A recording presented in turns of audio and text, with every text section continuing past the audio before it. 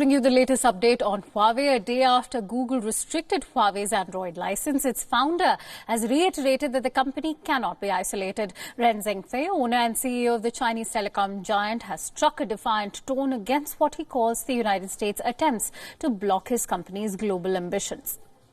Speaking to reporters on Trump's orders of thwarting Huawei's business in the United States, Zhengfei said, and I quote, "The current practice of U.S. politicians underestimates our strength.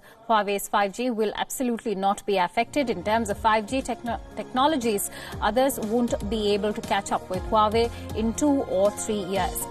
Remember, just last week, Trump had declared a national emergency which empowered him to blacklist companies that he saw as an unacceptable risk to the national security of the United States, a move many have said was clearly aimed at Huawei. No collusion, no obstruction.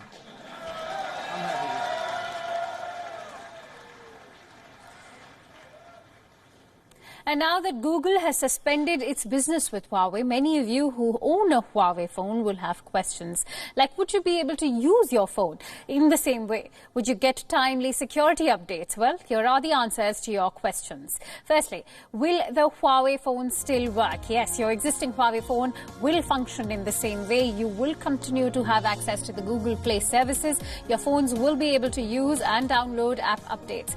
Huawei has clarified that it will continue to provide security updates and services for its smartphones and tablets.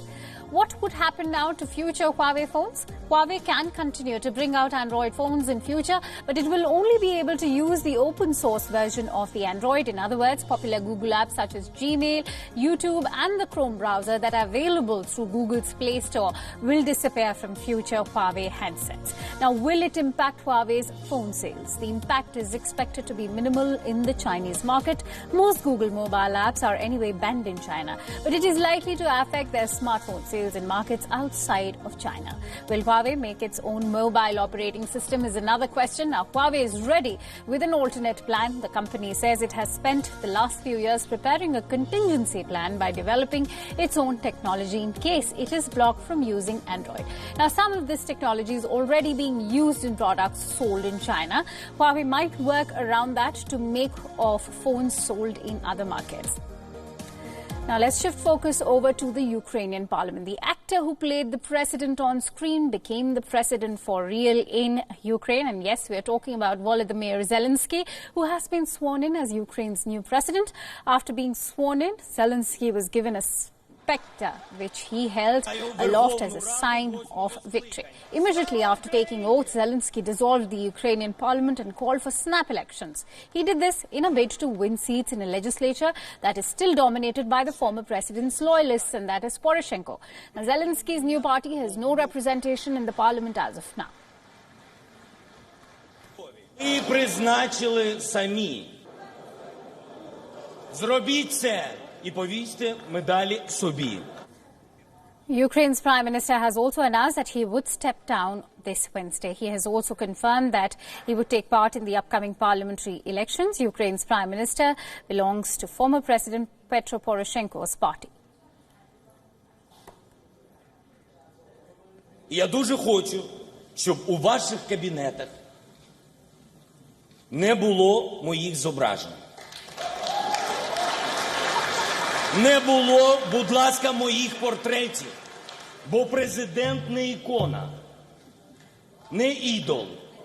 Президент – це не портрет. No Russians were present for the ceremony. To this, the Russian foreign minister has agreed that it would be righteous for Ukraine's new president to start the process of exchanging of detainees. Было бы правильно, по-христиански, начать с положения этих документов об обмене задержанными по принципу «всех на всех». After addressing the parliament, Zelensky decided to walk to his office rather than drive like most of his predecessors. While Zelensky strolled to his office, supporters greeted him on the road by chanting, and I quote, "We love you and do not fail on us." Zelensky is a former TV comedian with no prior experience in politics. He won a landslide victory in the country's elections last month. Ви бачили такі. Вас там люблять, ви знаєте? Zelensky has said that his first task is to achieve a ceasefire in eastern Ukraine. He added that dialogue with Russia could only happen after the return of Ukrainian territory and prisoners of war. A 5-year-old conflict with Russian-backed separatists has killed 13,000 people in the region so far.